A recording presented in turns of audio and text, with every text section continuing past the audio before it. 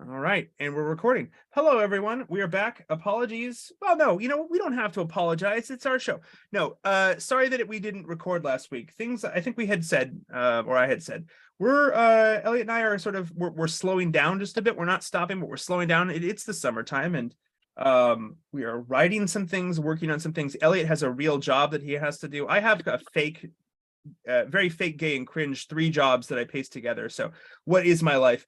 So I have a little bit more flexibility. I have been Well, writing. at least 2 of them are real. Yeah, the 2 of them are real, sort of. I don't know. I did take the, so we apologize that there was a week break for you brave 52 people that we love. But I did write a short little piece over at carpeforum.com. I'll link to that in the description. So I made use of the time. Another piece is going to be coming up on or going up on Carpe Forum sometime this weekend. So I'm using my time well. Okay, I'm not wasting my time, I promise.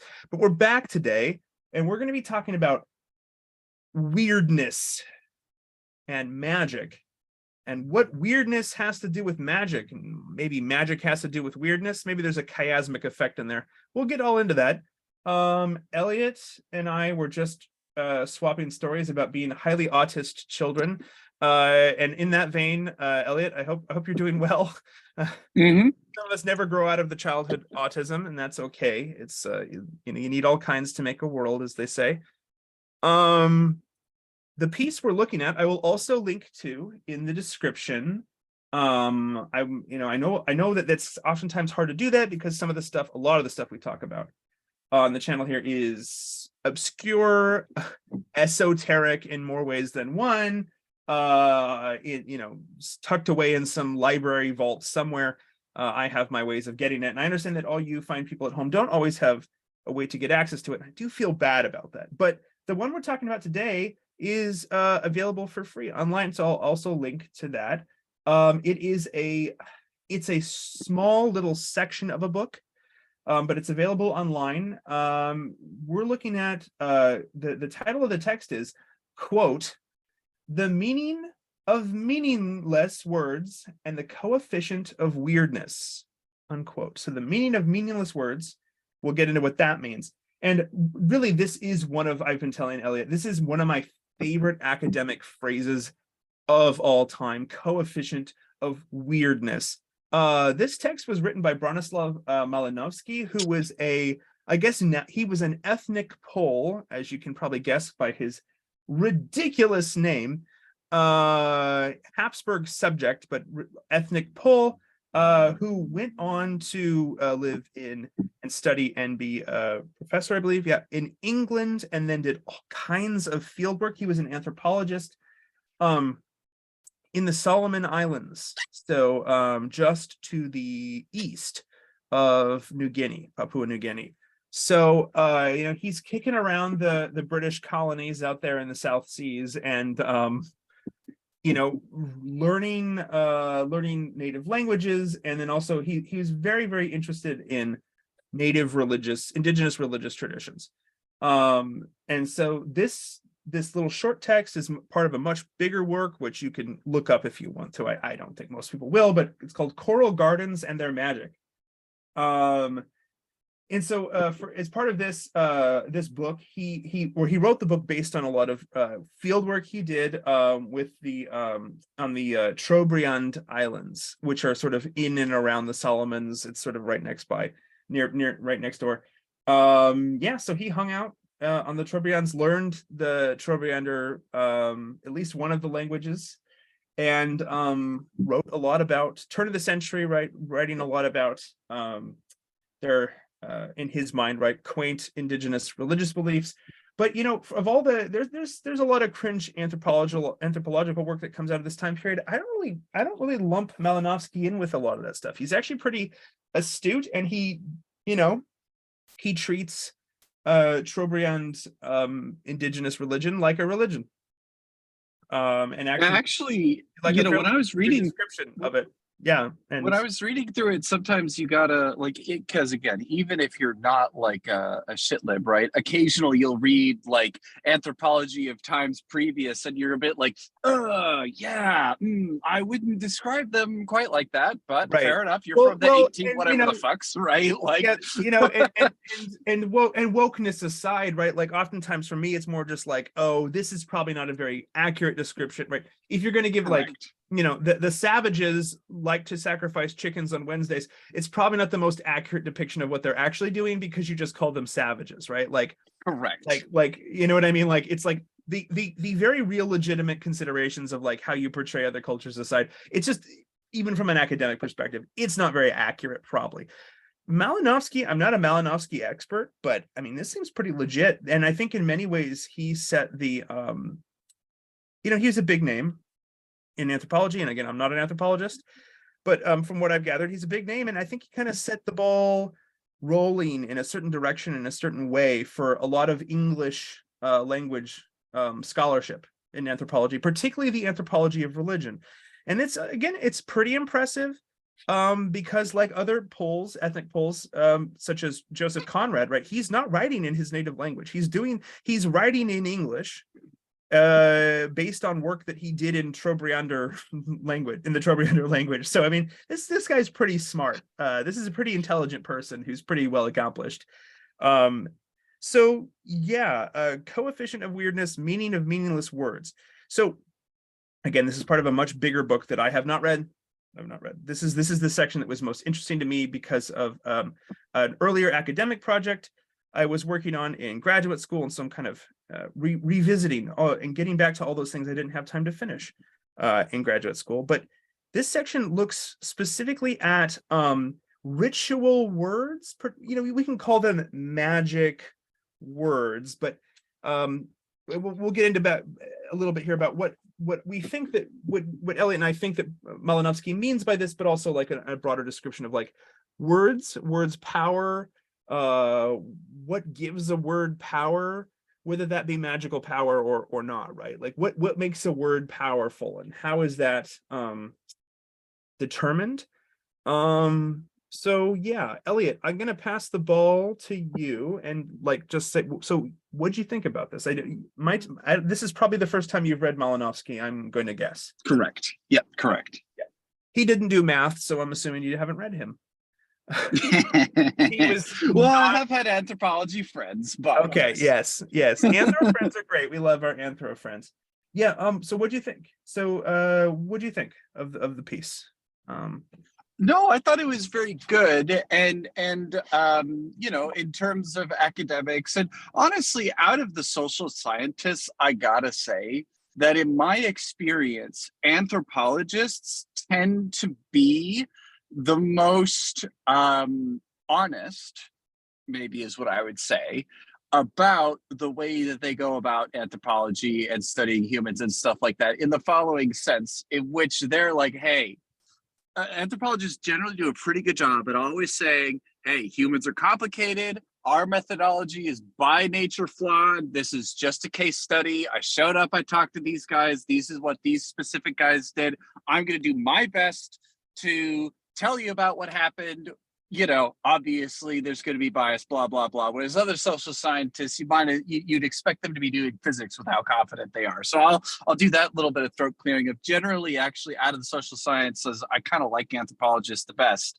I was reading this kind of through the perspective of me, being an occultist, right? And thinking pretty heavily about magic words in general, in my life and personal practice and stuff like that, and even growing up as a Christian, you tend to think about magic words. Oh no, right? Christians So 100%. Any Abrahamic faith has magic words. So before people start 100%. their pearls too tightly, should you take the Lord's name in vain? Okay, so you're dealing Magic with word. the concept of a magic word here. Obviously, Yep. different religions will view that what a magic word is differently, but and even if you're a cringe new atheist, hello to the one cringe new atheist person who's probably turning off right now. Leave a like before you leave.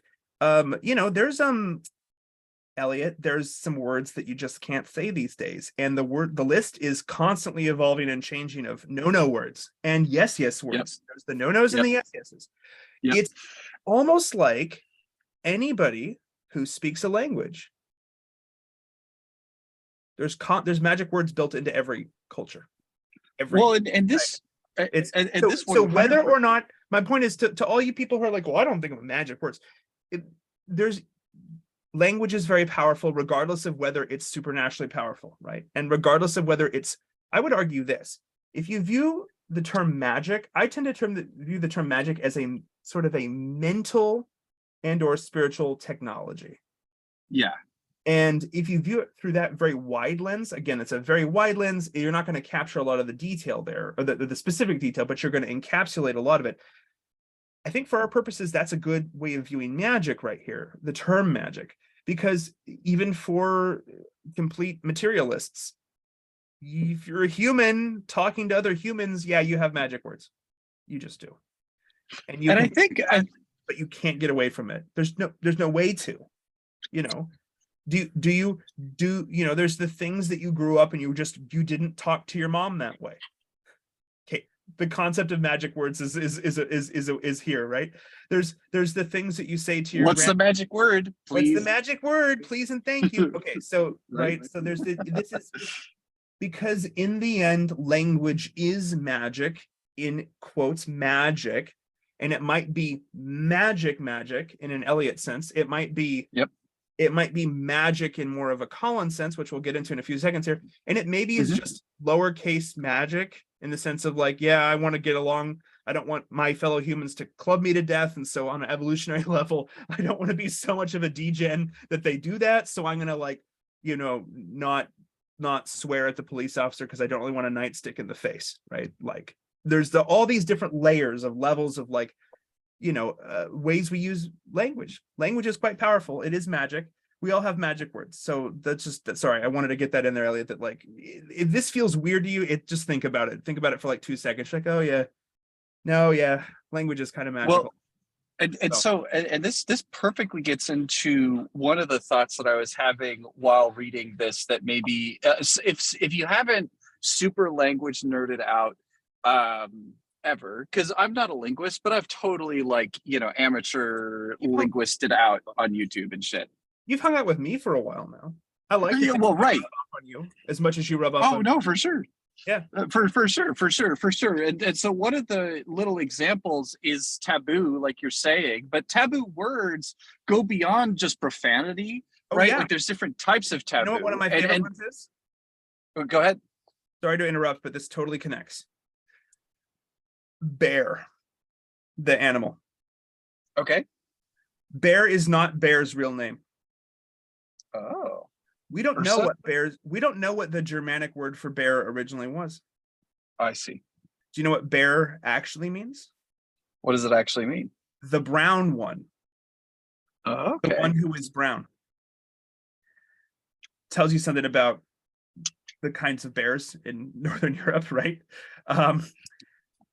But the one who is brown. So then you go, well, why wouldn't you want to say Bear's real name? Well, if you say Bear's real name, Bear might appear. Yes. So, Bear appearing. Has anyone watched this, The Revenant, with Leo DiCaprio getting thrown around the ground? Okay, Bear. Elliot's from Alaska. He'll tell you bears. Right? We've talked about it on the channel before. Bears are bad. Like a bear is a dangerous animal. Go watch one of the best documentaries ever made, Grizzly Man by Werner Herzog, right? Timothy Treadwell got eaten by bears, and you can see him talking with bears, dancing with bears. You shouldn't do this. Bears are bad. So, it's pretty easy to figure out. Now, obviously, that's a theory that linguists have, but I think it's a fairly credible theory because it's what we call a taboo term, right? A term you're not supposed to say. So don't say Bear's real name. You say the brown one. And then what happens is over time, you just keep saying the brown one, and then all of a sudden the term the brown one, which ends up becoming bear in English, just becomes the name for the animal itself. And we don't know how bears self-identify. So we don't really know what they don't call themselves anything. So eventually the taboo term just becomes the term for the animal. And we, unless you're, perhaps a Norse neo-pagan or maybe First Nations Canadian or Native American, most English speakers don't have a huge, like, we're afraid of bears. I think they're cool animals. They're scary. A lot of us aren't like religiously worshiping bears or interacting in a spiritual sense with bears. But, you know, unless you're maybe somebody who is, the word bear, you'd say it not thinking of it has ever having been a taboo term, but it started out as one. So anyhow, that's just one example, and it happens to be in English. So, and it's one of my favorite examples of this one. Like when I teach courses on, like, you know, historical linguistics or something like that, I always bring that up. It's like bear, right? It's a great example because bear is not really the real word for it's not the original word for the animal. We don't really know what that was, which is it's a mystery to time. So, and it shows you that people cared a lot about not saying the real name, right? Don't say the real name because the animal might appear, which is a magical effect, right? You're summoning, bear, right? Mm-hmm. And right. And even if you're not magically summoning a bear, right? If you're in bear country, there's just things you shouldn't do. And Elliot can tell us all more about that than we can, because Elliot grew up near bear country in a way that I didn't. So, right, don't Mm-hmm. leave food out. Don't, have your bells on your pack and things like that. I know the basics, but it's also like, good Lord, don't feed them. Don't feed them. Yeah. And so, if you're dealing with a culture that is more animistic, maybe, where the world has yet to be disenchanted, the world is very full of spirits. Those spirits have names. Bear has a name.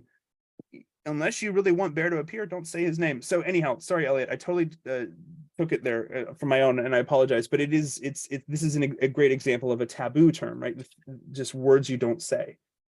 No, and I think so. And since you took it on the taboo side, I want to take it on the flip side in that case, which is not really taboo. No, it's good, because I had a taboo thing lined up, but I'll just do the opposite. Because look, what? No, it's all good. Like, so the point that I'm making here a little bit is to even back up, and in my mind, like taboo. If you're kind of like an autistic mathematician type like me, and you're like, wow, this seems like a vestigial aberration or a pathological, like, oh God, this is poets being poets, right? Of just sure. Couldn't we just stick to a word and call it that word? Like, why did we need to change the word? And you can get into geopolitical explanations, but there's also cultural signaling explanations too. So for instance, slang has a kind of anti-taboo, where it's taboo. You will lose credit if you use yesterday's cool phrase. You'll gain merit if you use today's cool phrase. And if you're sufficiently a cool kid and you're using tomorrow's cool phrase, you will get extra merit, right? This is part of fashion. Fashion is similar to that too. And it's a way of signaling that you are, wait for it, in the loop, right? And what is that loop? The loop is of the death and birth of taboo, or I suppose, like, in somewhat sacred phrases. That is to say, cool kid phrases are set apart from other phrases because they're meant to show who is an old hat and who is a new hat. And if you're an old hat that is able to speak the new lingo, sometimes the kids will be like, oh shit, okay, you're with it, right? Yep. You're still lame and old, but you're one of the cool lame olds, right? Yeah. And that's magical, right? It is. No, in-group, out-group stuff. Yeah, for sure. That's a lot of it. And I think that example really does actually bring us directly to the what I was interpreting as the heart of this article, right? Is because the sacred is something that is set apart from everything else. That's literally what sacred means. Yep. And that means you have to have it explicitly defined profane. Well, profane things, right? They start out as things you understand. They're mundane. They're immediately accessible in the material world. Well, there might be an incantation that you undertake in order to do some stuff. So the baptismal formula is our magic words, and that 100%. In at least. Yeah, right. If you're not familiar with where I'm going, the audience people, basically, because I'm correct on this, where you do not have to understand what the words mean. You just need to recite the exact phrase as written, And if you recite it as written and dump some water on the head, regardless of whether you're a Christian or not, that person is baptized, period, according to mainline Christians. Oh, well, what do the mainline Christians believe anymore, Elliot? Nobody knows. That's a very Catholic and that's a very like high church. So Catholic, Eastern Orthodox, like old school Anglicans, old school Lutherans. There are a few of us left who are still trying to be Lutheran, even though all major Lutheran bodies have become horribly cringe in this country. There are even, Calvinists don't tend to they're not so hot on that, but there's some Presbyterians you talk to who will even kind of like sort of low key agree with that. So, but yeah, no, like, or words of institution, the literal words of institution when you perform the Eucharist or communion, that's called the words of institution, at least in the Lutheran tradition and in English. So that's the priest doesn't have to understand their meaning, he just has to say them, right? And so the next step after the words, right, because notice that in what we're saying is that there's a gap between you needing to say the words with meaning and you just saying the words. The next level above that, to further sacretize, I would say, is to make them nonsense words that cannot appear in your language. Right. And this is a thing that, Christianity has historically really not been, in a way, it hasn't really been hot on this idea. It has, in the sense that most of the, at least in the West, right? For most of the Western church's history, they're using Latin, and very few people really spoke Latin. So to them, right, to the commoners, this was magic. This is like, it wasn't just magic in the sense that it's religious and it's supernatural. It was magic in the sense like, we have no idea what this priest is saying. And one of the things I've actually done, this is not really what we're talking about today, but one of the things I've done some actual research on, is how like the commoners, the normal folk people, the everyday people, completely misunderstood what the Latin meant and then tried to repurpose the Latin in new ways to do new magic, but they got it wrong. That's fun. The Latin itself is just grammatically like random Latin words and wrong declensions. It's very funny. It's very, very hilarious. Because to them, right, Latin had a lot of oomph. Latin having oomph still actually plays a role in our society, even after the Reformation and then the Counter-Reformation, and then the push towards incorporating more vernacular, whether in service or outside of service. Because if you think about like the legal sphere, lots of Latin, medical, Latin, Greek, science, Latin, Greek, like names for animals and all sorts of things like that. So Tyrannosaurus Rex is just a great name. And if you're a kid, right, all kids love T-Rex and they love dinosaurs, and it's a great name. You're like, what the heck does that name mean? Right. And it means like Tyrant Lizard King. It's super metal. Right. And then you name your dog Rex growing up or something like that. Right. Like, so my point is that like the juju of Latin still kind of, there's a residual juju, right, in the West, because for a long period of time, Latin was the language of learning, and particularly of religious learning in the West. And if you go into the East, right, you have Greek, or Old Church Slavonic or various other languages, but particularly Greek, right? It is the language of the New Testament. Greek is the language of really the OG West language of the West, right? It's what spawns the whole Western project. Greek was the Latin for Romans. Right, exactly. Right. Like, yeah. So and so Greek is even, perhaps Anglo-American culture is still very Western and so many, it's hyper Western. But so Greek, you might not be able to pick out Greek, right? Like where somebody might be able to go, oh, that was Latin. But Greek had the same status in like the entire Eastern Mediterranean, really the whole Mediterranean, but particularly the Eastern. Egypt, Egypt would have Muslim scholars who are referencing things in Greek, because they just read Greek, because everyone kind of just read Greek. The Library of Alexandria would have largely been written in Greek, I bet. Yeah, and so you had like ruling class in Egypt who spoke Greek as a native language. It's just like Greek is a similar kind of thing. So why are we talking about that here? and Elliot, this is also maybe a soft reminder to both of us that we do need to get back to Greek at No, some. it's a perfect pivot point. Yeah, it's a perfect pivot point. But right, these languages for Western culture, Greek and Latin, were seen by, particularly Latin in the West, by the commoners, the small people, as magic. Whether they were magic or not, right? Whether they were intended to be seen as magic, it didn't really matter, because this was the gobbledygook, quote unquote, that the priest said during Mass. Now, obviously, the priest wasn't doing gobbledygook, and the priest knew what the priest was saying. But I think the point we're trying to make here is it doesn't really matter, right, in the end, if the priest knows what the priest is saying, because, like, for example, during the Eucharist, the words of institution work. Yeah, ex opere operato, right? It works because it works is literally what it means in Latin, right? Like sacraments work because they're instituted by Christ, and therefore they just work.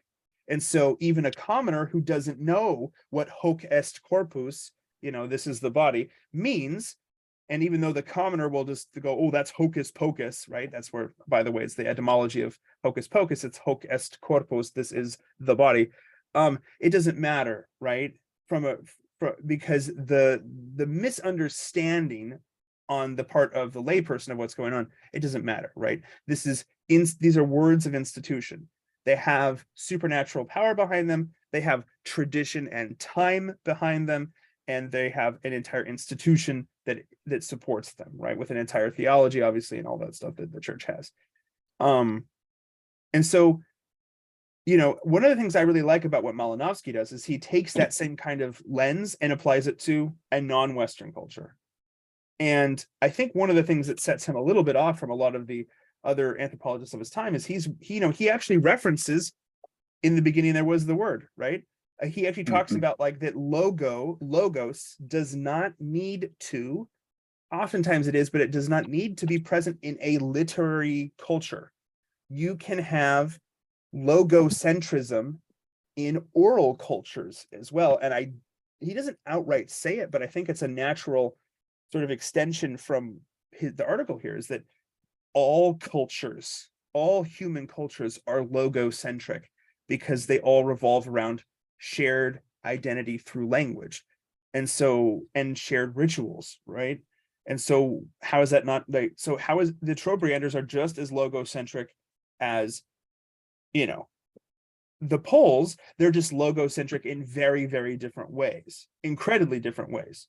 He's not saying they're the same by any stretch. But what he's saying is this focus, the ability of words, particularly old words, that maybe people have forgotten the meaning of, but they still say them at certain times and in certain ways. I mean, be honest, how many people really remember all of the Hebrew they learned for their bar mitzvah?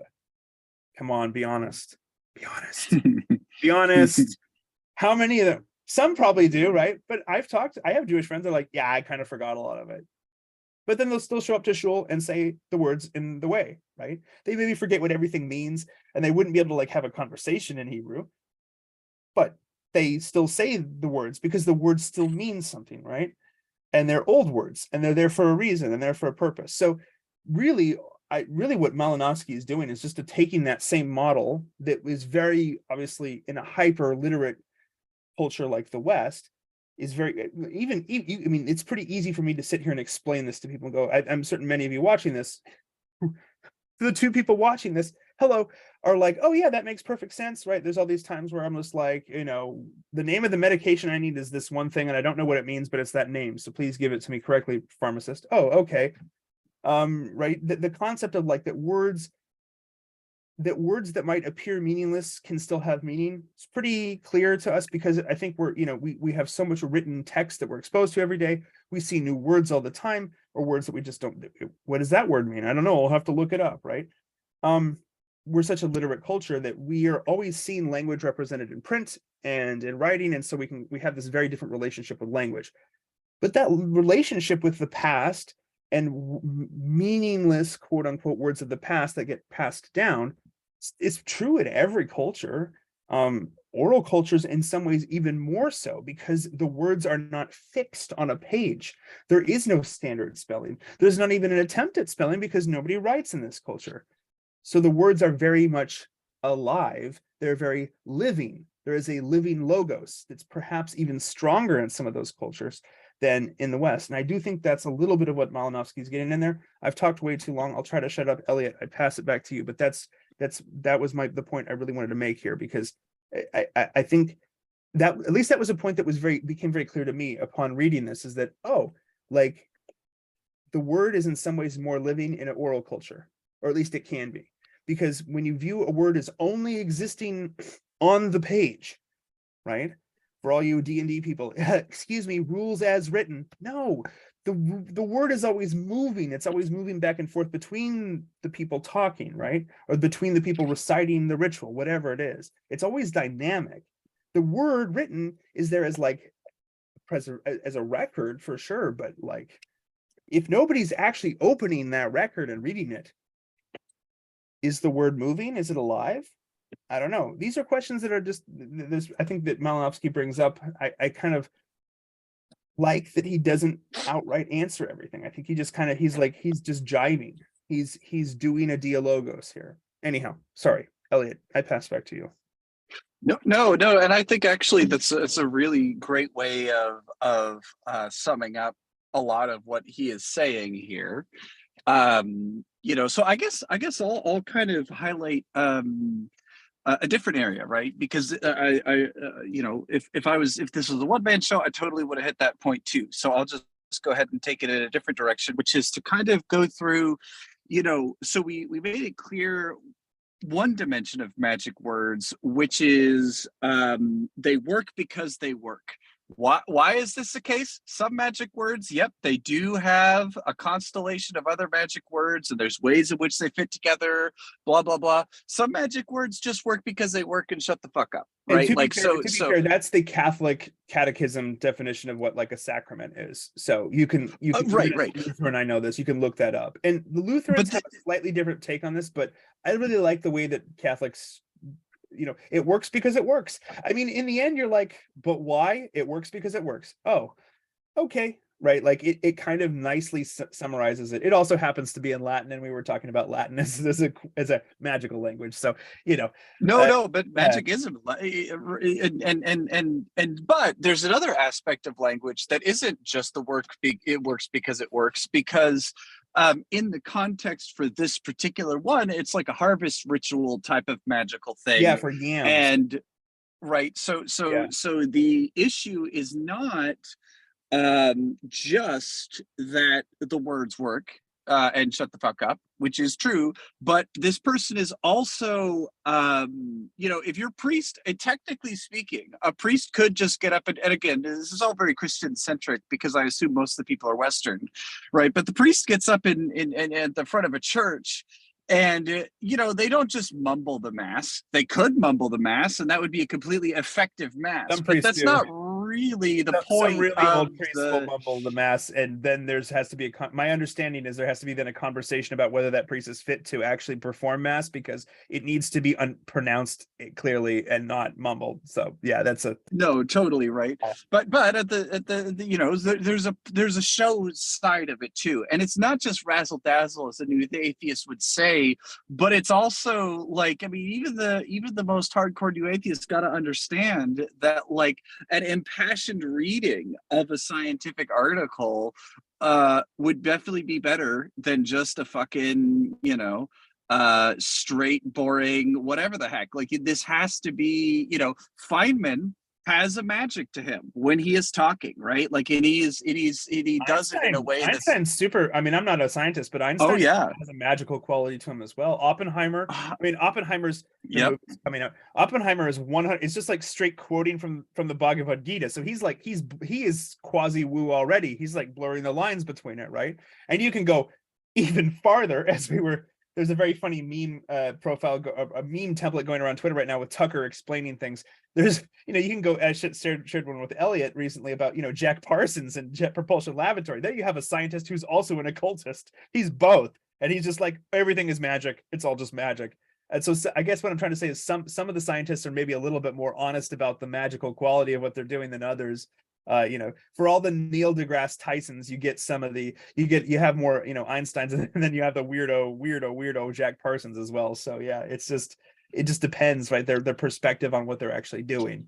It's not as dry as any of the, you know, new atheists would have us believe. It's actually kind of all right. Yeah, sorry, keep going. No. Like, right. Because, and actually, I keep coming up with like other examples would understand, right? Of like, because really, what the original anthropologist is trying to say, right, is he's trying to say, you know, he's just trying to be descriptive, right? And he's outside the culture, but let's take it a little bit more inside the culture. The coronation is one of the most popular events in America, right? So Americans are really stoked with British coronations. Also, You know? the Canadian royal wedding too is great. We love the Canadian royal wedding. That too. 100%. So you can see that Americans are really desperate for this kind of pop. We need it. We're so lacking. We need it. Culture. I mean, our royalty are fucking Hollywood stars who are just degens. Like, it's just very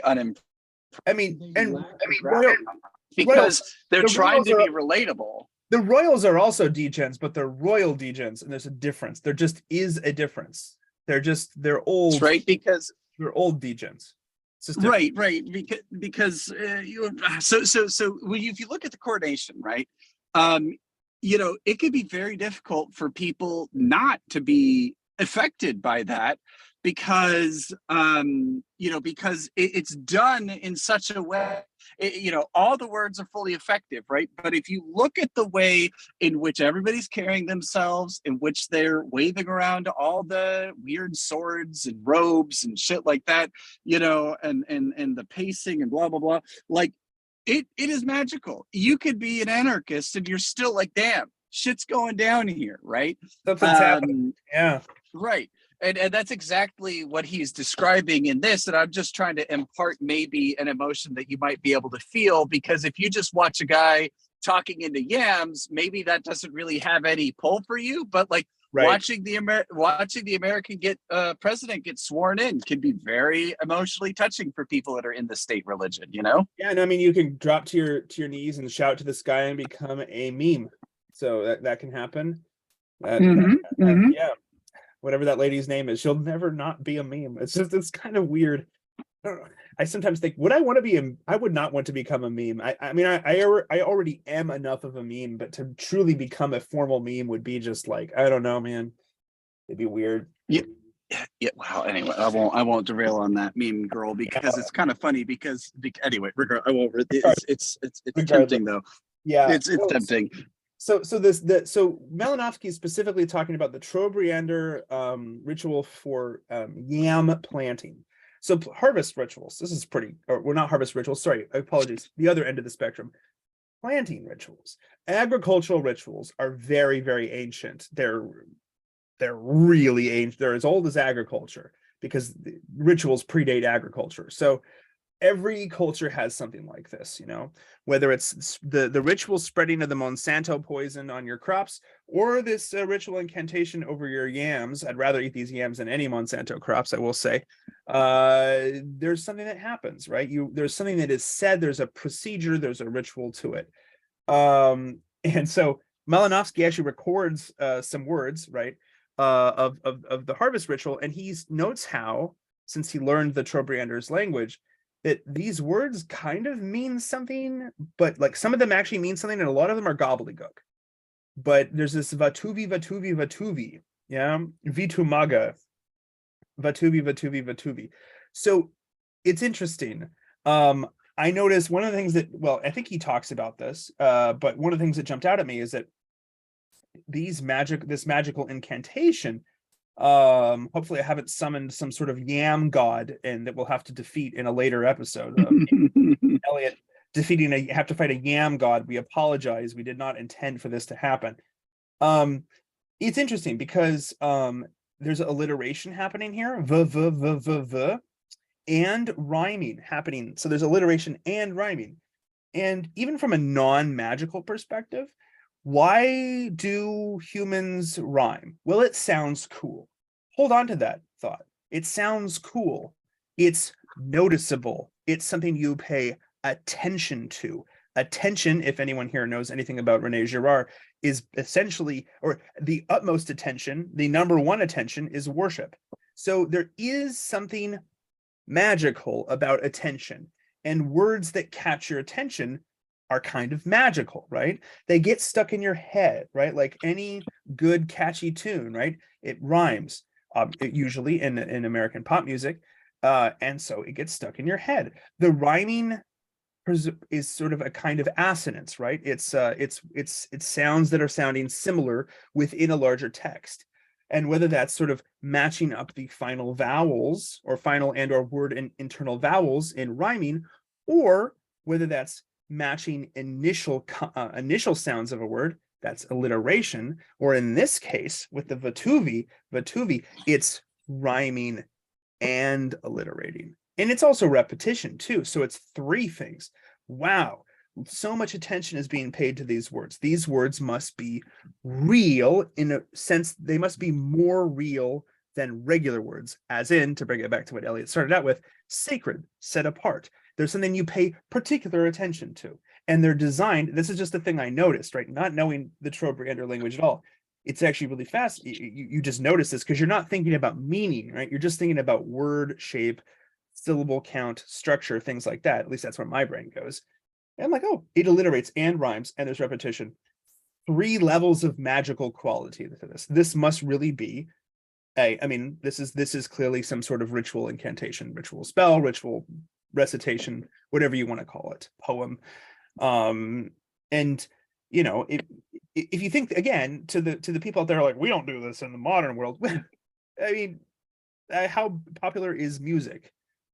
Like popular music, pop music in particular. It's super popular, right? It rhymes. So we have, like, again, every single culture has something not this, but every single culture has something like this. And so, again, to reiterate one more time, you know, Malinowski is saying, hey, you Europeans, other people do this too. And so the logocentrism thing, it's probably pretty widespread. It's probably universal in the sense of small u, universal, to Eliot and everyone else freaking out. It's just right. It's just, let's say it's human. There we go. It's human, right? Wandering humanist. It's human to do this. It is. How can you not do this, right? But yeah, no, I just wanted to point that out, that it's a cool part of this text is that he gives you just one little snippet of the actual ritual, but this is, you know, you have this. Not every single ritual phrase has to alliterate or rhyme. That doesn't happen all the time, but oftentimes there's some sort of, or it's not uncommon to have some sort of special quality to it, that it hits a certain number of, like, there's some sort of meter or syllable count or something that's going on. Or even if it doesn't have some sort of strict linguistic structure attached to it, you don't, you know, again, the priest probably shouldn't mumble the mass. Would the mass still work if he mumbled it? Yes. Should he mumble it? No, right? You shouldn't do that. Should you blitz read your way through a bar mitzvah reading? At super, this is some people do when they're anxious. If you've ever seen one of those, it's very, you can't help but feel bad for the poor kid. You're like, oh my gosh, slow down. If I get through it as quickly as possible, then I can be done with this horrific experience, right? I may or may not have seen a bar mitzvah like that. That was, I had to keep from laughing. It was just like, oh, poor kid. Right? You don't want to do that, right? Because it's not just, you know, you're not just reading your Twitter feed aloud to someone, right? This is a religious ceremony. The words should be read aloud in a certain way. So again, the point I'm trying to say here is there's like multiple layers of set apartness, multiple layers of sacredness, right? And as a general rule, you know, the more set apart something is, the more sacred it is, the more power it has, the more magic it is. All right, sorry, I am talking so much, but this is Malinowski's great. So apologies, Eliot. I'm just bogarting more than I normally do, but yeah, what did you think about the actual incantation itself that Malinowski gives the readers here? I'm curious. You, as somebody, you know, it's a bit more woo than I am, so I'm just curious what your take is on this. So, you know, I actually really appreciated everything that you said there, right? with respect to the structure of the words, right? And I will continue to highlight the fact that these words are not really full like glossolalia nonsense words, No, right? it's not holy Like, roller. It's not holy roller. correct. Yeah. It's not holy roller, right? And so what's cool about that is that this means that these words, like, while they are not words that are having mundane meaning, they kind of seem to point to other words that have mundane meaning, or they kind of have a shape that orientates them within the sacred space, but still makes them somewhat relatable to the mundane, right? So I think a great example of this may be a chimera. I kind of think about these as a chimera word, like a sphinx. Well said. Like basically any of the biblical like weirdo animals being depicted. It's sort of like that, right? Where you're like, wow, this beast has wings of a thing, wings of an eagle, and a face of a lion, and talons of a thing. It's like, well, this beast could not exist in reality, that's for sure. But like, it kind of points to what this beast's purpose is in the heavenly kingdom, right? Right. So that was and there's many infernal examples as well, right? Like, oh, for sure. Like, how many? This is the thing that like anybody who studies the Middle Ages will talk about. If anyone here watches in like any of Jonathan Pajot's stuff, Symbolic World, he's he always, it's one of his favorite topics because it is quite fascinating how in most medieval art, right, demons they're not like the Faustian Mephistopheles, right? They're not that, and the horned goat thing is not really it. They're more like just rando crazy combinations of creatures that make no sense, and they're scary. They're like big teeth, of course, gnashy big teeth, fine.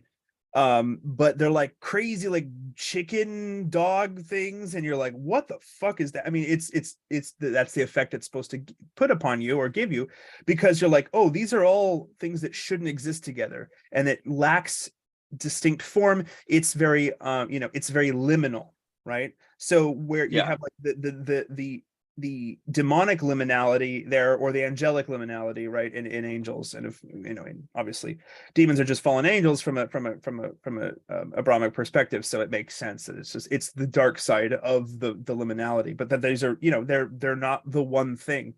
There are multiple things together at the same time, which does sort of break your brain, and I think that's kind of part of the point, right? It's supposed to break your brain out of, like you were just saying, Elliot, out of the normalcy, out of the mundane quality of life. It's into something else. So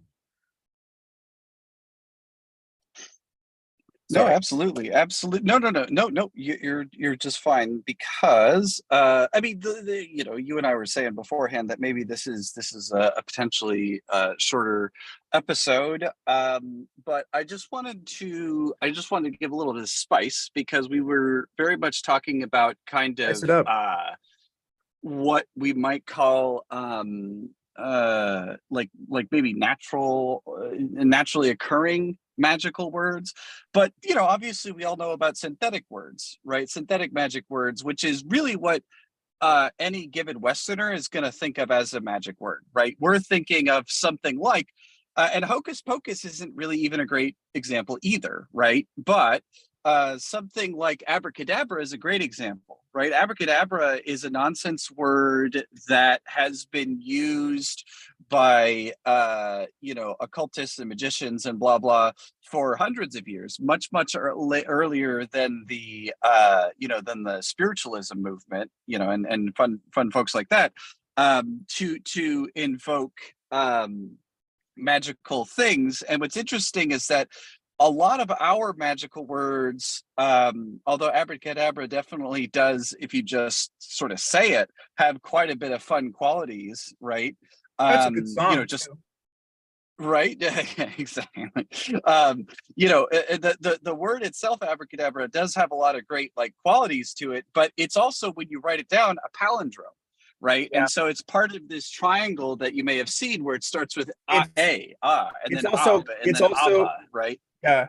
It's also, yeah, it's a palindrome, but after the beginning, after the first syllable, it goes into consonant vowel, consonant vowel, consonant vowel, consonant vowel, which are the simplest and most common forms of syllables across any human language.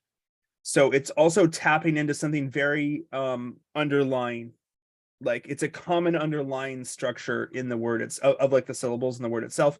So it also and like little, like little your little cousin or right, or your nephew or your child when they're a little kid, right? They'll be like Abba, Rana, Baba, right? Like that's very, very common. Like the kids start learning vowels, basic vowels, and then they start learning basic consonants, and they start putting basic consonants with basic vowels.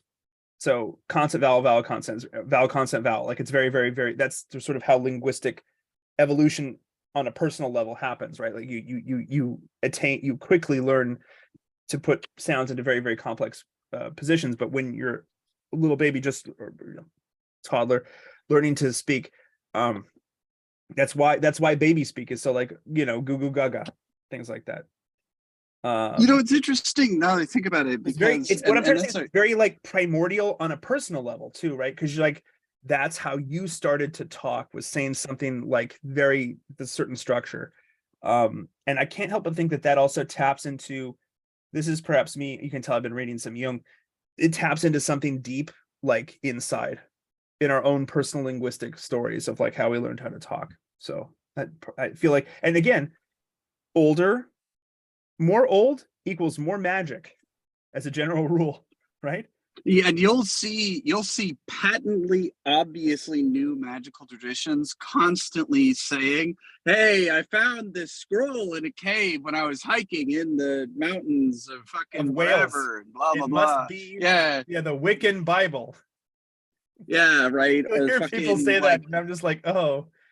If you really want to crank it up to the next notch, you were in Egypt or the Holy Land, or Greece, or whatever, India, right? Like a fakir in India gave this to me. Yeah, it's right. Like, and it's like, dude, I like, found this is the lost obviously kingdom bullshit. of Shambhala. Yeah, yeah, you clearly made this shit up, but I mean, fair enough, right? Like, you literally can't just say, "Yeah, I made this shit up," because nobody would give a shit. So, well, and there's also examples of this. This is perhaps maybe more of my thing. Does anyone remember Pee-wee's Playhouse? Right, Jambi, the genie, right? Mecca lecca hi, mecca hiney ho. Anyone? Nobody? Okay, crickets. That's fine. The Gen Xers will get that reference and they will laugh. But yeah, like, you know what? Actually, I remember that from Weird Al. Hey, hey, do the Hebrew thing. Oh yeah, yeah. No, there's lots of examples of this in sort of pop culture, right? Is like the incantation, or the thing that's supposed to mean something, right? And I mean, let's be honest, since I've already put, I wear lots of nerd hats. It's okay. I mean, sometimes you're running, you're playing a D&D campaign, or you're running a D&D campaign, right? And like you want to have some fun. And you're like, oh, I cast healing word on you. Okay, well, what do you say, right? And then the DM gives the player a chance. And sometimes people will just say random things like strawberry, which is funny. Or sometimes they'll actually just make up like impromptu magic words on the spot that then your character in the campaign just is, well, and then everyone's like, you have to say the same word because you said it last time. And you're like, I guess that's canon now for my character. My cleric has to say this thing every time. So it's just it's a fun, stupid and great example of like how that happens in a role-playing situation. But that's, I mean, the only difference between that and a real magic word is that everyone sitting around the table believes together that that's not real, right? Like, objective spiritual reality aside, the difference on an anthropological level is that we go, well, we're sitting around here playing a game called Dungeons and Dragons and we have magic words in this game, right? That's the difference, is that it's not an established religious tradition. Although I need to start looking through Reddit, because I'm almost certain that people have actually started entire religions probably from Dungeons and Dragons, because we're so pomo now that people will do shit like that. But anyhow, a topic for another day. But yeah, no, like the it's interesting, like, even when you look at the quote unquote fake magic words, they function, at least within their respective universes, a lot like the quote unquote real magic words. right? They have rules about what they're used for, when you use them, how you don't use them. It's very interesting. Again, I really think Malinowski's tapping into something very core human here, at the core of humanity. I, Right? I, When I you start also want talking, to. you start doing stuff with your talking. And, you know, humans are very particular about how we do stuff with our talking. So I also want to kind of point out a little something that, like, you can't just, I think, especially for this particular area of the world, you know, yams really ought to be thought about in terms of like rice, maybe, or or wheat, maybe like wheat or corn. wine or stuff like that, right? It's Yeah. like this isn't just a random thing, it's kind of also your fundamental currency. Yeah. Like, yeah, sure, this tribe may use other but really ultimately, like, the question is not like, oh, how many seashells or gold or whatever have you stacked. It's more like, how many yams you got, right? How many yams per year, How many yams in the ground growing right now? Right. Yeah. right? Yeah. Like, and so it's not just like, oh, this is like our crop. It's kind of the crop in that area of the world. It's also Yeah. like the store of value, kind of, Mhm. so to speak. Obviously yams don't really It's store well, multiple it's seasons, literally but a store of caloric value. I mean, 100%, yeah, right? Like, yeah. if you it's sort of beyond food, is I guess all I'm Oh getting yeah, at. no. It's like Well, it's food is also always beyond money. food. Food is Yeah, always that's beyond true, food. that's I mean, true. love is always beyond love. Hate is always beyond hate. I mean, this is the tie-in to the functional henotheism stuff we've been doing, right? Like that anything that humans really care about kind of possesses some kind of, like, there is a yamness.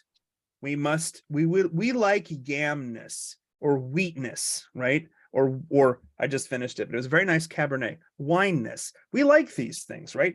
These things either make us happy in the case of wine, or let us drink water if you're in the ancient world, or, in the case of yams, well, we were not going to die because I ate a yam today and we had a lot of yams stored up. So barring sort of some calamity, we got yams. I like yams. I like to eat. So yam must be an important category for me. And maybe there's a sort of an inherent yamness that exists across yams. Maybe yams are kind of magical. They let me to continue. They let me to live. They allow me to live. My family lives on yams. Yams are important, right? So yeah, replace yams with rice, caribou, cows, pigs, right? Chickens, wheat, corn, uh, whatever your culture's main staples are. Like food is always magical, is what I'm trying to say, Elliot. 100% of the time. Yes, yes, Food and yes. water mostly, but also food, always 100% magical in every single culture. Again, using a very broad definition of magic, 100% magical, always, because Oh, for sure, without for it, sure. you die. So, Well, so man, it's, what's funny actually is that, okay, so let me say this, because as I always like to remind my city friends, right, is that everybody, certainly Alaskans, but everybody who is remote, not country, not like Memphis, right? We're talking like bumfuck you're a nowhereness, little bit country, right? have a little bit rock and roll is what you're trying to say. Okay. 100%. Anybody Yeah. who is actually country, not Dallas, not Austin. I'm saying actually, yeah, never heard of the country, right? Right. All those country places, everybody there is a low key prepper, right? Oh yeah. Why are they all low key preppers? Because, believe it or not, every apocalypse is a zombie apocalypse. Every single one. Because you know what the difference between a city person and a zombie is? About 2 weeks. Yeah. Two Pretty weeks is how long it takes for society not just to be hungry, but turn into zombies, Oh because yeah. hungry people are zombies. They will Yep. literally start eating each other, Yep. right? And Oh so, yeah. like, yeah, dude, this harvest is banishing a permanent, always a extant, potentially zombie apocalypse, Hell yeah. right? Like, Yep. 100% true. Like, biologically true. So again, even if you're a cringe new atheist, these things are just truths that you can either ignore or not, and you probably shouldn't ignore them. And again, this is just to underscore yet again. I like to think that people watch this show are pretty based in general, but maybe there's some people reaching out and trying something new. Hello. Uh, even like magic doesn't have to be supernatural is my point. Magic is something that humans do. Magic is a way that humans interact with language and the world, is sort of how I like to think about it, right? And so it's a pretty broad category. Lots of things are magic, right? But yeah, food is a foundational thing. And something that foundational, of course, you're going to have rituals associated with it, right? Even if you don't pray, even if you don't say grace before you eat, doesn't matter, right? You prepare the food a certain way, maybe because your mom showed it you that way, or you watched Julia Child on the TV. She told you how to make it, right? Julia Child was awesome, right? She could cook really well. I'm going to do what Julia Child does. Oh, wow, it turns out so much better, right? Oh, there's a tradition passed down through time about how I make, whatever, cordon bleu, whatever it is, right? Food is very magical, and it's no wonder that like really all human cultures gather around food. At least they should. It's one of the true travesties of the modern world is that we don't do that, or the postmodern world maybe, that we don't do that. We don't gather around food. Well, people do, but it's becoming more and more rare, right? It's sort of the convenience of eating by yourself. I got my meal prep kit in the mail and I'm going to make it. And I haven't left my house in 2 weeks, but I'm making 200 grand because I work online, right? What a wonderful life. Sorry, Elliot. Yeah. It's actually a pretty depressing life It's in that, depressing, right? yeah. And maybe I'm a little bit of I hate the term foodie. I like making food. I like making my own food, and I like eating food that I've made, and I like making food for other people. I do very much enjoy that. And food always tastes better with other people. Always better. With people you like. People you hate, it's awful. But like people you like, food always tastes better. I mean, this is true. Because right, taste is one of these it's not just the food itself, right? It's the context of what you're eating the food in. And what is that if not magic? Right? How is that not magical? It's psychologically real, right? Like, I don't know. You experience the world through your mind. Is that not magic? I'd say it's pretty magical. And so it makes sense, right? That you have the weirdest, funkiest stuff as a trobriander, right? Surrounding food, because you want your food to grow. And the weirder it is, the more different it is, this incantation that must have more power behind it, more oomph, right? At the very end of I just want to make sure we get this read, because again, it's not a live reading channel, but it is sort of the summation of the whole article. Malinowski says, thus all magical verbiage shows a very considerable coefficient of weirdness, strangeness, and unusualness, because things that are strange are different. They're set aside. They're sacred by definition, right? And what's weirder than saying something that you don't quite understand? I think that's what he's going for here, but maybe that's maybe a little too much of a surface level reading, but I think it's something like that. What's your take on that? Because that is that's at the very end there, Elliot. That's like kind of his main, I mean, it's the title of the piece, but it's also kind of his main point. That the weirdness is important when it comes to magical power, or however we define magic. I'm interested in somebody who's you're logocentric in a different way than I am. We are both Western, but we are both different kinds of Western logocentrists, I think. And so I'm just curious. I mean, I'm also this is perhaps me being an anthropologist. Perhaps I forgot my pith helmet, and I talked to a very interesting hermeticist today, and he told me yes. So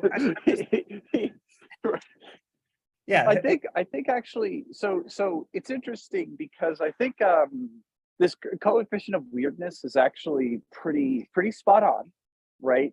And as the math guy, I tend to think about coefficients in terms of a polynomial, right? Which is essentially the digit of a number.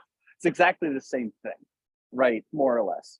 And so how about this, right? Is that you have 1 through 9 on a number, and then the next thing above that is 1 through 9, but in times 10, right? And the next thing above that is 1 through 9 times 100, right?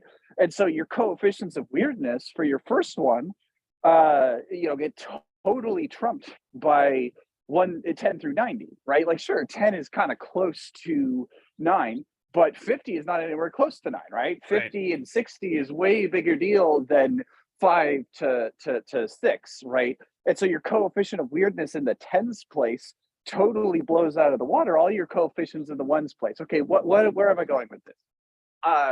So your coefficient of weirdness needs to be done by smaller steps, right? By degrees, you could say, right? So if you started out like a totally arcane magic ritual like that, maybe is super deep and meaningful, but you just threw somebody in face first into it, they're going to be like, what is all this weird nonsense? You know what it's going right? to sound like? Do you know what it's going to sound like? It's going to sound like every single incantation from H.P. Lovecraft. Yes. Yeah, it's going to be right. It's going to be. It's just going to be. And maybe that's why Lovecraft is so unsettling, because he's like, coefficiency of weirdness is dialed up to 11 like right away. Like there's no, it's just like, welcome it's to maximum possible weirdness. Maximum, right? Yeah. right. And so when your coefficient of weirdness is too high too fast, then it's just too weird. You can't even relate to it. Doesn't make sense, right? Like imagine if you observed this ritual and didn't know what was going on. You're just like, okay. And honestly, it can be kind of scary. You're disorientated at that point because you're like, I don't know where to step, right? I don't know what to do.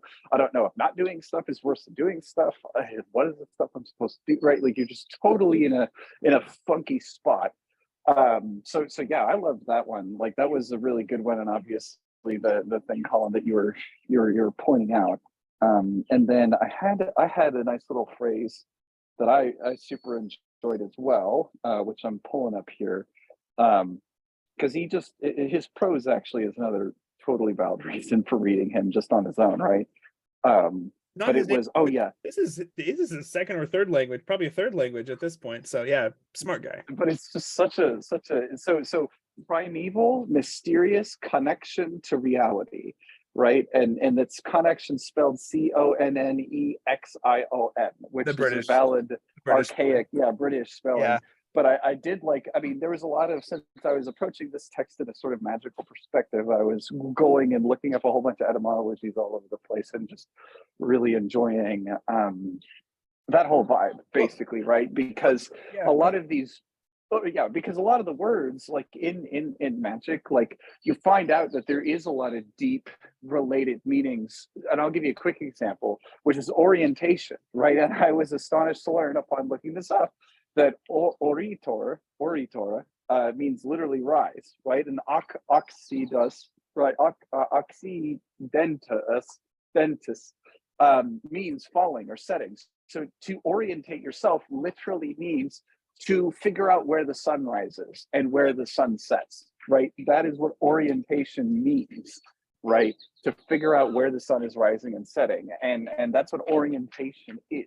And so when you realize, when we're saying, I'm disorientated, you're like, I don't know whether it's day or night or up or down or like where I'm at, right? And that's just one piece of the kind of what I'm talking about anyway with all these magic words is the magic words can orientate us in weird space, in spiritual space. Well said.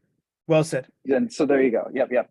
Yeah, no, it's interesting too, because if I can, there's another quote that kind of jumped out at me a bit, that connects to this. A lot of times, again, we just love to shit on cringe new atheists here because we really do, because they deserve it. They really do. They just really do.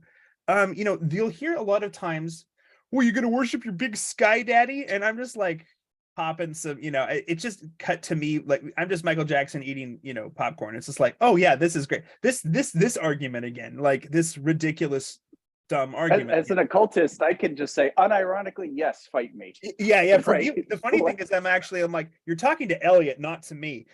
We have an incarnate God. He's the sky daddy guy. You want to talk to this guy? Yeah. And I'm like, hey, and I'm like, I will.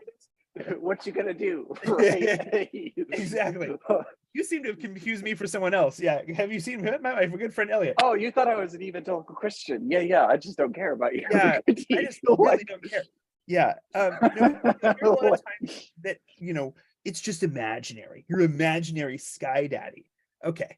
Right. Obviously, there's all of the issues with like a complete misunderstanding of what, at least in my case, what Christians believe, right? Just a complete lack of intelligence and really a complete lack of research, right? Like I'm not going out there talking to I don't understand anything about Hinduism. It's fascinating to me, but I don't understand anything about it, right? I don't go walk up to a Hindu and tell them what they believe. That's ridiculous. I don't know anything about that, right? So there's all these sort of methodological issues. It's also just super, internet atheist, super cringe. It's just like, go get a life. It's just sad. Yeah. It's really sad, but it's interesting because one of the main sort of Neil deGrasse Tyson gotchas that it'll do is like, well, it's just imaginary. It's just imaginary. You're just imagining God. It's just like an imaginary friend when you grow up. Ha ha ha ha ha. It's interesting. There's a quote right here in Malinowski that I think kind of deals with this. And it doesn't, this quote is not like oh, I got you back, new atheist. It's just sort of like it recontextualizes this problem of, well, what does it mean when you say something is imaginary, right? Malinowski says, quote, imaginary it is from our point of view, but is this a reason for dismissing it as socially and culturally irrelevant? Certainly not. Right. Magic happens in a world of its own, but this world is real to the natives. So he's talking specifically about the Trobrianders, but whatever magic system / religious / spiritual / supernatural system, whatever that is, I know we're using the term magic very broadly here, but we're doing that on purpose. It's real to those people, right? It's real to those people, and maybe it's not real to you. It doesn't have to be, in the sense that nobody's going around mandating that it is, but it sure is real to those people. And so even if you are an atheist, I think in order to be true, to be consistent, which very few of them are, you have to recognize that just because I don't have, belief in something supernaturally greater than me, that's what they would say. I would argue that all atheists are actually quite religious, but fine, right? Like for argument's sake, let's say that really is, you can really somehow divorce yourself of a supernatural understanding of the world, or you can completely disenchant your view of the world. It's still real for a lot of people around the world, and so when people go like, I just don't understand why, this fill in the blanks, Muslim country enforces Muslim laws, you're like, okay, but it's a Muslim country, right? I don't understand, a lot of coastal elites, I don't understand why, red America goes to church. You're like, it's all imaginary. You're like, yeah, but for them, it's not. Regardless of what it is, whether any of it's real, right? Like, let's let that question sit for a bit. That's a matter of faith. Let's just look at what's happening, right? What we can on the ground. It's real. It's real for them. And this also ties right back into, I wrote a little note here, functional henotheism, because it's if enough people say it's real for them, then it is real for them.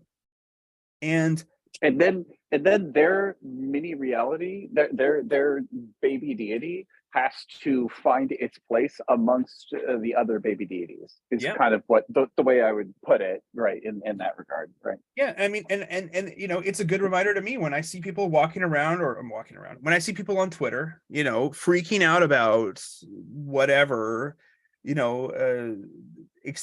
voting. I'm going, why are they so they care more about voting than what they're voting for? I have to remind myself, they worship Demos. Demos is real to them, and they care more about the concept, the idea or the spirit of Demos, than they do about what they're actually demosing. The idea itself is what's important for them. Voting itself is a sacrament for them. And so I think you should vote, but I think you should vote for something as opposed to just voting for voting's sake. I'm not part of their religion, and so I don't get it, but I'm never going to get it, but it's sure real for them. And then you look at me, it helps, again, this functional henotheistic view really helps account for like why people act the way they do. I'm not saying it's perfect. I'm not saying it's an answer to all of life's problems. It sure isn't. It's just it's a framework to use to go, oh yeah, this is really important to them. That's real for them, right? So could I've got what I think actually maybe again, thanks to the podcast process for helping me think through these things, because pretty frequently I only have these thoughts, right? The logos provides, right? Yes. I would give the following definition for magic, right? And I think magic is causing motion in sacred space, right? So in the sacred dimension, it's committing an action within that space. That's magic. Period. End of story. Right. And I think that pretty much sums it all up.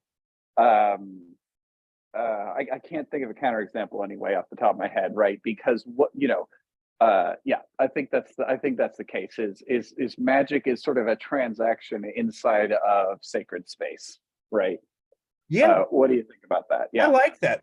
I like that. And I think there's many different ways to define magic. I'm not trying to, there's no orthodoxy here surrounding what the term magic means. And I'm going to let everyone in on what is probably not a surprising secret, that nobody in actual religious studies, like the academic pursuit of studying religions or anthropology of religions, nobody really agrees about what the fuck magic means.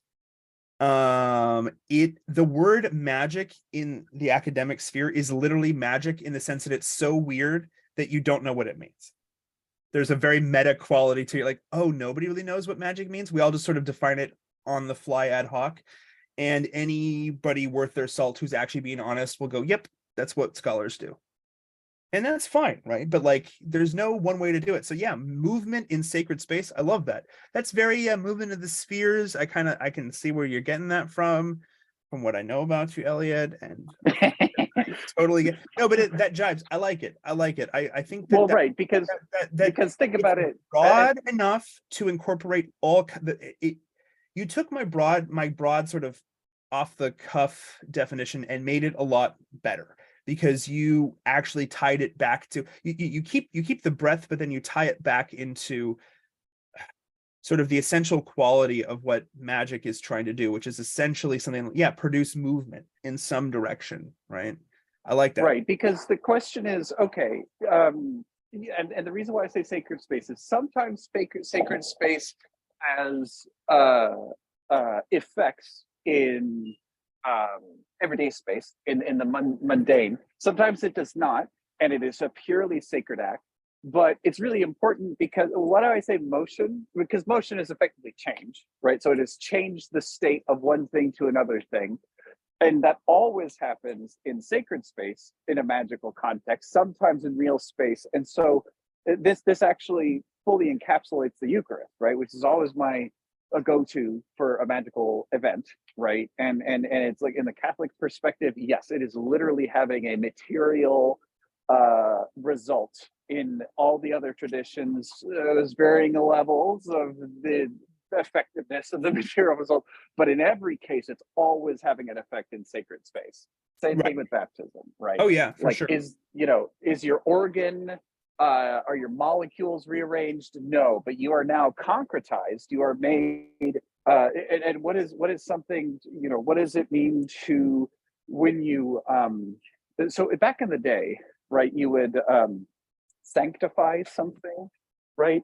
And that is moving that into the sacred dimension in a certain way. You're pulling it from fully mundane, and sort of if you imagine like a cylinder, like you have a circle, right, in normal space, and you stretch it into magical space. Now it's a cylinder, right, like a slinky almost, right? You're giving it spiritual dimension as if when it only had material dimension before, right? So you had an effect in spiritual, even if you untouch it in normal. Anyway, so yeah, not to belabor the point, but I think that pretty much nails it. Yeah, no, it does. And again, you can define, and you probably should define. I mean, for me, I think this is a really good working definition of magic. I like it, and I will use it, and I will cite my sources. Because this is the thing that, I did, not to go too much into what I wrote my dissertation about, but this definition of magic was actually really important for my, what magic means for different people at different times and different places. And it's the crazy weird quality of what the word magic means was a huge struggle for me when writing my dissertation, because I had to figure out what the heck magic meant for the people I was writing about, and it meant something different, right, than I would define it as. It meant something different as lots of people would define it as. It was a very particular thing, and so you had to kind of get into the mindset of like, well, what does magic mean for these people, right? Because it wasn't such a broad category like we're having here. But I think the broadness of it is a good thing. I think it's okay to have multiple definitions of magic, and you probably should, particularly with a word that the word itself deals with something that's so kind of by definition, not totally, but largely unknowable, right? It deals with the unknown. And so I might add something like magic is something like movement in spiritual space. I really like that, Mhm. while brushing up against the unknown, capital U. And that is Sure, probably more of a sure, Christian mystic interpretation. But you and I are of different traditions, so it's okay, right? You're totally. brushing up against the unknown, capital U. I think that there's something about that too. There's a uncanny, weird quality to it, right? Of any spiritual, supernatural, magical pursuit, right? That's sort of the idea. If you could understand it, it would be science, right? It would not be magic. It would be something Exactly. It's quantified. because you're taking Yeah, actions only in mundane space. And right. the reason why I like this definition as well is because it's easy to append clarifications to it, and it still kind of retains its meaning. And the other thing, the reason why again I say is because once we have this starter of like, yeah, what we're saying that this quote unquote magic idea is that we're really getting at changes in spiritual space. You can then say, hey, is this an authorized transaction or unauthorized, or is this a sanctioned or unsanctioned, right? Yeah. So Oh yeah. the hocus pocus is Right. illegal action of magic, and that's what we think of as magic. Usually, is magic is sort of priestcraft. It's attempting to change this sacred space in a way that's illegal relative to the Yeah. Well, priesthood, licit right? and illicit. Yeah. I mean, this is. I will. Yeah, I have to be careful because that's literally what I wrote my dissertation on. So I have to be careful to not go on a whole 5 hour long rant about that. Yeah. That's literally what I wrote my dissertation on. So yeah. No, it's fascinating. And again, I do think having maybe it's just the chaotic bi-ness, right? The yes and is okay. It's a yes, this Sure, and this absolutely, other definition. I think they both work. And 100%. as the poet philosopher Rick Ocasek of one of the greatest bands of all times, the Cars, said, "Uh-oh, it's magic when I'm with you." And I think this has been a great conversation. And that's my stupid attempt at summarizing here. But it's great. No, it's nice to talk about this kind of stuff. I think because again, I really do think of the whole world as magic. I think about Hmm. not the whole world as magic, maybe, but humans existing in the world is very magical. Life is very magical. Hmm. And again, I mean Hmm. magic in this incredibly broad sense. And it's probably a guaranteed not the same sense that you mean it in, Elliot, but I think you can take that Hmm. and go, I understand that you, Colin, have a different definition of what magic is in terms of what it means for you. But the definition itself we can kind of agree on. And I think that this also, at the risk of adding one more layer here at the very end, ties back Hmm. into what we started, some months ago, talking about, minimum viable religion, right? Like finding that something, that sense of maybe enchantment, that sense of wonder, that sense of that life is more than just what we see. Life is more than just the mundane, right? That life is more than just the world. I think that that's something that I think, again, as we've pointed out in previous episodes, 99.9999999% of all humans who have ever lived have understood that innately. They don't even have to explain. They never really had to explain it because it was just assumed. It's we are the weird ones, right? That we have chosen to disenchant the world in the way we have. And it's not natural. Like in the truest sense of like, it's not how humans function. Like you, your brain doesn't work that way. It just doesn't. Um, and I'm not going to sit here and tell everyone to become woo all of a sudden, because a lot of people will become woo in really weird ways, and a lot of people in really crazy ways too. But I mean, For sure. there is an inherent woo-ness to the world, and I think that that's something. I feel like we're all just so burnt out on the like hyper rational way of doing things. I think there's a real chance for I don't know. I mean, I think if God ever really did die, he's always resurrecting himself in different places, right? And it's just there's such a desire for this kind of thinking in the world because it is just so it's normal. It's You normal. know, it's It's funny natural. because like your thing is making me think to continue to yes and here as our Yeah. weird philosophy jazz riff here, right? Of like the way it makes me think is that the scientists think that they are demystifying the world, and mystery literally means secret. So they're and it's interesting because this beautifully dovetails in with the God of the gaps that you're talking about. Is like, oh, you're just saying God is in the gaps between our knowledge, but it's like, no, dude, that's actually literally the case. Like, you know, like the mystery isn't the stuff we don't know. Yeah. The scientists hilariously actually prove that God will always exist in the following sense, right? In that, like, oh, you're just saying that it's the God in the gaps, but then they say the beautiful thing about science is it always gives us more questions of more stuff we don't know. It reveals more about our ignorance. And so I'm like, okay, so wait, you're saying the program of science is to make God even larger than he previously was? Like, duh, guys, think through this, right? Like, you know, in that case, like, God will just get bigger.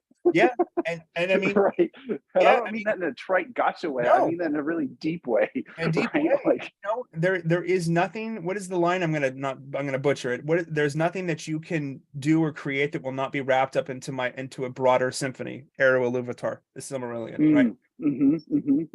God is continually creating. Like, creation, you know, is not just the 6 days plus the 1 day rest. Creation is ongoing, right? Redemption is, from a Christian perspective, creation is ongoing, redemption is ongoing, right? Salvation is ongoing. It is a process of happening.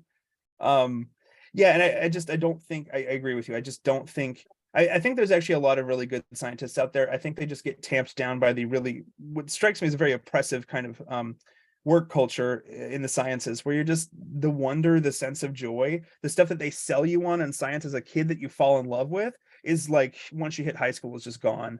It's just like, learn the periodic table and just know, as opposed to go, what can I do if I mix this one beaker with this other beaker, right? Like, that's the joy of science, at least for me growing up. But it got no, 100%. It got tamped down at the point, and then I just was like, you know, the wonder. It's cool that there's people like you who find wonder and joy in math and things like that. It's great that there's people out there who are doing that with science. We need that. I think for me, it's just like, at some point I realized that, you know, my skills don't really lie in like in numbers and stuff like that, and I could find that sense of wonder in language and in history and in studying other people's cultures and in reading books. And so that was my sort of, that's where I followed, because that's where 100%. I found that thread of enchantment, really, that it was still present even in its own little way in those realms. And again, this is not to say it doesn't exist in other areas of study, but it's just, I think it's like a culture of conformity, right? You're not allowed to be. I mean, how many people are like, it's rare for me if I hear like, I'm a scientist and I'm religious, I'm like, whoa. Like, somebody who just says it. There's some people out there, but it blows you away. Just blows you away, because it's so rare that somebody's that open about it.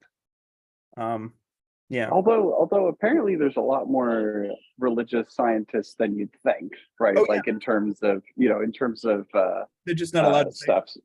They're just not allowed to say it. And so, like, to that point, science communicators are overwhelmingly anti-religion, right? But those are just the PR program for a certain type of science, which is for instance, right now, there's a little bit of inside baseball, but just to give you an idea, right now, physics is kind of going through a little bit of a revolution right now, a little bit of a civil war, shall we say, where, physics people are really grumpy about this at the string theorists, right? Because the public realized, oh, hey, string theorists, a lot of you guys are behaving in the same way that con men behave. Not to say that they're saying anything false, but just to say, dude, this string theory thing is not panning out. And the public is realizing, dude, like, wait a minute, how much money do we give to build these super big colliders that, like, in theory was for string theory, and then it was for particle physics in a lot of other ways, right? But, like, in their mind, string theory is physics, best physics, coolest physics, amazingest physics. It's what current day Einsteins are working on, right? But it's like, wait, current day Einstein lied to me, and string theory may not be what it was cooked up to be. And so there's quite a few, like, YouTube science communicators that are out there banging their drum against string theory, because they're like, dude, y'all really set us up for failure, and now you're making science communication much harder, because on one side the public is like, well, if you're not a string theorist, I don't want to hear from you. And on the other side, they're like, oh, string theorists are liars, physicists are therefore liars, and I don't want to hear from any of you physicists. And then, that's a very simplified narrative, right? But at the end of the day, like, it just goes to show that, like, just because the front facing person is not always like the best representation of all the people, right? For sure. For sure. Yeah, somebody that comes to mind just off the cuff is so in medical science is Jay Bhattacharya, who is one of the biggest opponents of COVID lockdowns and stuff like that. And say what you want about Lex Friedman, he's a pretty good interviewer, I think. And he interviewed him, and he just like straight up said like, "Oh yeah, I'm a Christian." And it was just like, "Oh yeah." And it was, and I think my impression was that Lex was a little taken back that somebody at that level of expertise was just like, "Oh yeah, I'm religious, and it's this one." So it's interesting, and so that they are out there. They are out there. It's just I do think it's just a matter of, regardless of what field you're in, right? Like just being maybe brave enough to put yourself out there and be like, no, like the reason I study what I study is because of these much deeper, drives and impulses that are like, that I have. And what is that if not magical or religious, right? Like, why would the study of all how matter and energy interacts in the world, in the universe, physics, how time works? I mean, what's that if not inherently supernatural? Come on, man. Anyhow, we'll just keep glad-handing each other about being so based, Elliot, if we keep going. So maybe this is a good place to stop. It has been a magical time. Yeah, anything to let the dear viewers know before we sign off for the weekend? For me, no. No, okay. Yeah, I know you're busy. Nothing exciting from my end. Yeah. That's fine. No, hey, this is exciting. I think, didn't you share me from the New World podcast? Yeah, there was what Yarvin was on him again. It was on there again with Brian Chow. And you shared him. So I went through and I listened to the entire backlog since the last time. Oh, you did? Damn. Yeah. Like, and these episodes are all like 4 or 5 hours long. You know what I mean? But yeah. But the thing is that, bro, like, if you are thirsting for like really, really solid, mentally stimulating content, like, dude, go listen to that. Now, of course, I listened to it on like 1.2, because I gotta be trying to like make this a little bit quicker. But go the Yarvin episodes must be rough for you, because it's just No, it's much better actually, because that way you can get through them much quicker, right? Like, well said.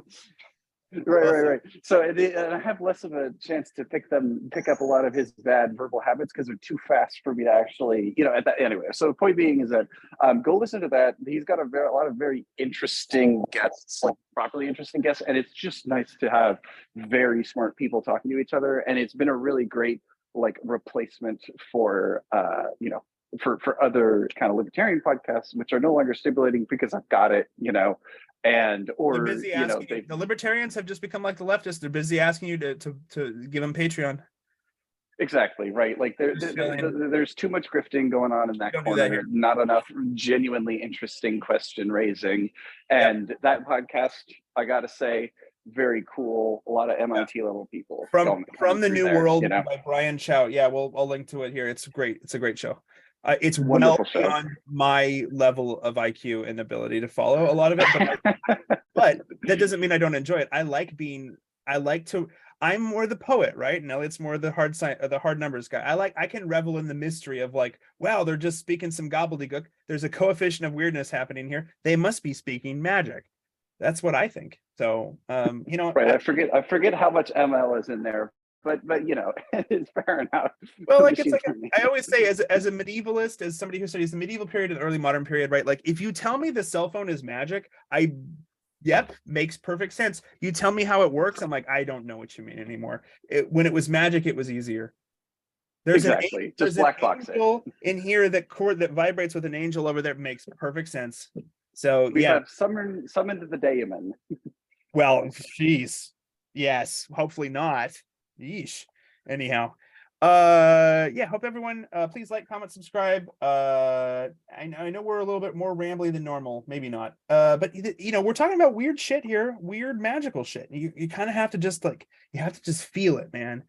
I'll link to the things we talked about, there's again, just one more time, there's a new article I wrote up for Pride Month on Carpe Forum. It's actually an anti-Pride Month kind of article. So but from a perspective that maybe is not intuitive or normal. So that's hopefully interesting to some people. And yeah, a new article is probably going to be dropping this weekend, all about it's more of time war. I'm getting back to the time war, so I wrote another time war Oh, cool. I'm article. excited about that. I'll go read that and see if I Yeah. agree or not. Yeah, you probably will probably both, which is kind of what its intent is. Cool. That's the idea. Elliot and I will stop clapping each other on the backs. Wish you all a wonderful weekend, and until next time, peace. Take it easy, everyone.